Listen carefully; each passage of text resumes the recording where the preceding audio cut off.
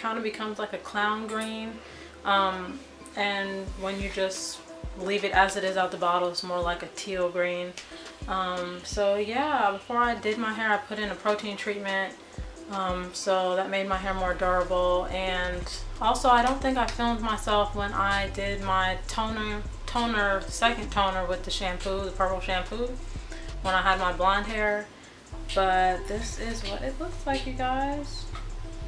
And I have like 4 different videos showing the steps that I took to take my virgin black hair to this color. So go ahead and thumbs up this video, like and subscribe, and don't forget to turn on that notification bell